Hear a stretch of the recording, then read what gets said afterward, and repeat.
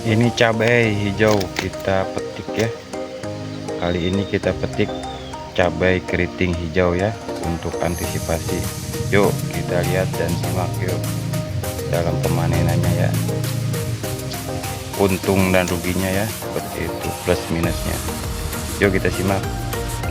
Assalamualaikum warahmatullahi wabarakatuh. Ketemu lagi dengan channel Mamang Tani. Kali ini Mamang Tani akan panen cabai keriting hijau ya. Ini pemanennya kita lakukan karena ada permintaan ya.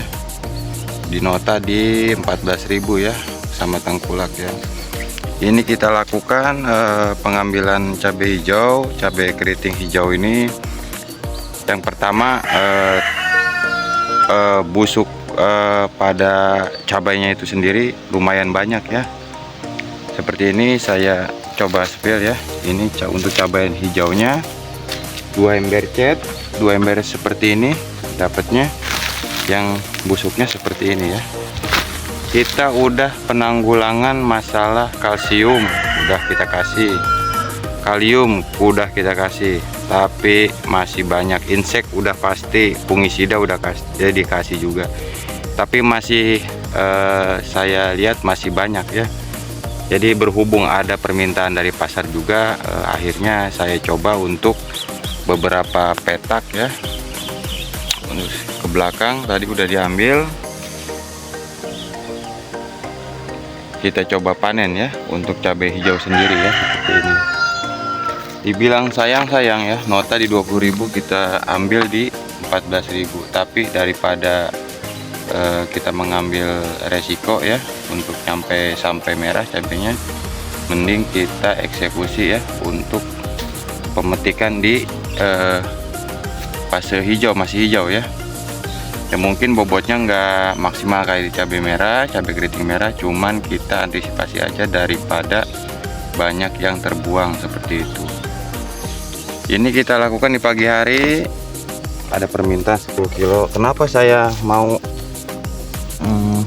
mengambil cabai hijau ya seperti ini? Ini dikarenakan ulat ya, saya kemarin telat. Yang jadi masalahnya ini busuk ya, seperti ini tuh, masih ditanam di pohonnya ya, seperti ini. Jadi ini yang saya herankan ini ya, busuk berair ya dalamnya ya, kayak antraknosa ya, cuman ini basah, busuknya di dalam. Ini kemungkinan hama ya, hama tadinya ya, hama lalat buah. Tapi saya udah pasang, tapi belum maksimal ya, masih ada seperti ini tuh. Coba dilihat seperti ini, sambil kita siangin. Ini patek ya, ini patek, kita sambil kumpulkan ya seperti ini. Ini juga patek ya, kalau nunggu merah seperti ini ya, jadi kebuang ya, jadi kebuang notanya ya, nggak jadi duit ya, seperti itu, nggak laku terjual malah ya. Nah, coba kita untuk pengambilan cabai hijau ya, masih hijau ini kebanyakan masih muda ya, tersengat lalat buah itu. Kita coba petik ya seperti ini. Ini yang saya hindari seperti ini, udah ada bolong seperti ini, kemungkinan 1 atau 2 hari terkena air busuk ya. Jadi busuk ini bekas ulat ya, ulat gerayak ya, ulat bor. Makanya kita kalau masih seperti ini masih bisa kita jual ya, masih bisa masuk penjualan ya, seperti itu. Kita ambil di buah, kalau di sini bilangnya buah puhu ya, kalau ini buah pangkal. Buah pangkalnya kita rempel, jadi tanamannya pun ikut awet ya. Jadi tanamannya pun ikut awet ya. Jadi dia tunas lagi dan berbunga lagi lebih cepat ya. Itu keunggulannya ya. Jadi tanamannya kuat ya, kuat bertahan lama dibandingkan kita memetiknya pas merah ya. Tanpa perawatan tambahan pun masih bisa oke seperti itu.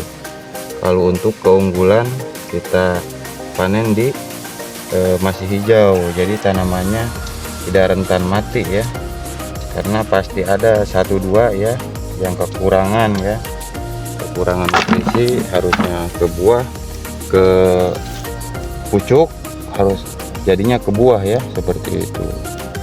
Gak apa-apa, seperti ini kita ambilin yang buah pangkalnya ya, seperti ini. Di sini buah pangkalnya kita ambil,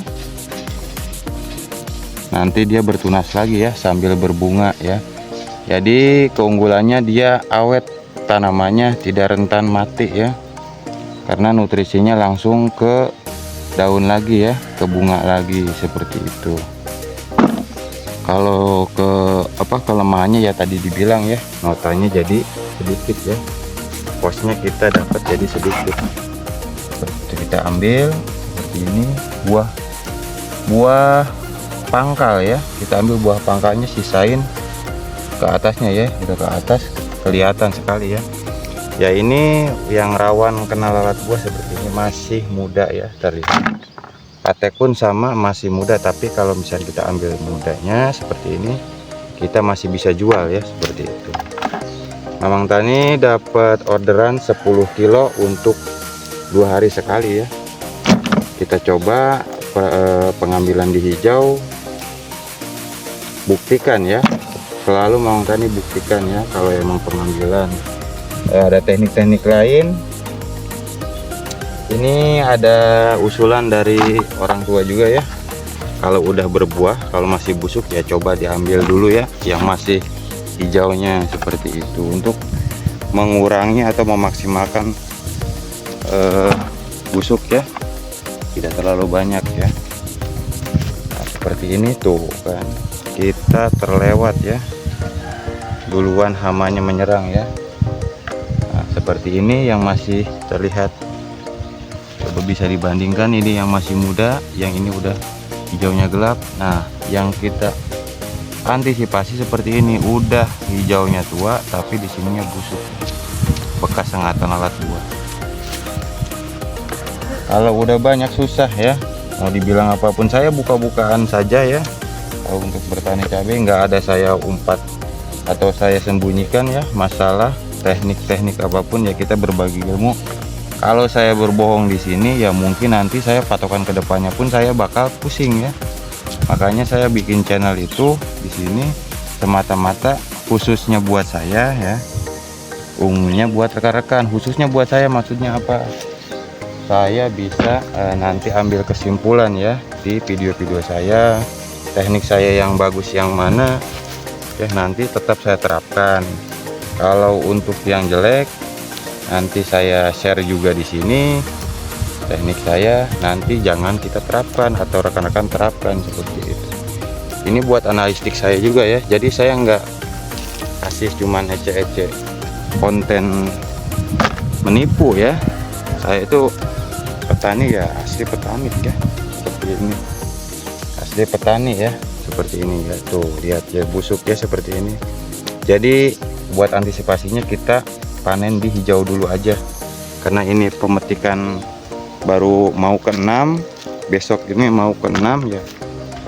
Ini tanamannya kan kita nyusul, kita coba maksimalkan yang paling belakangan, karena ini rentan untuk terkena hama ya. Dimana-mana kalau tanaman paling belakang itu hamanya pasti ke situ semua, karena dari buah udah baru ya, pohonnya pun masih rentan ya. Tapi kalau yang udah tua tetap kita panen untuk yang merahnya ya ke atas. Ini usia di 75 harian ya kurang lebih. Jadi kalau untuk busuk buah buat pate, kalau kita pertama ya, kalau pasarnya terbuka kita isi aja, jangan takut. Yang penting tanaman itu tumbuh, nanti dia tumbuh pucuk dan bunga baru seperti ini. Nah, tapi tanamannya sudah kuat, insya Allah ya kedepannya itu bakal bagus panennya ya, amin ya. Itu saja yang Mamang Tani mungkin kali ini bisa sampaikan. Semoga tayangan kali ini bermanfaat, khususnya buat saya, umumnya buat rekan-rekan. Jangan lupa like dan subscribe. Jadi ingat, kalau untuk busuk buah di dalam ya, banyak lalat buah, kalau ada pasar terbuka di pasar lokal atau ada permintaan, kita langsung isi. Jangan takut, apalagi itu baru panen pertama ya. Cukup sekian dari Mang Tani. Wassalamualaikum warahmatullahi wabarakatuh.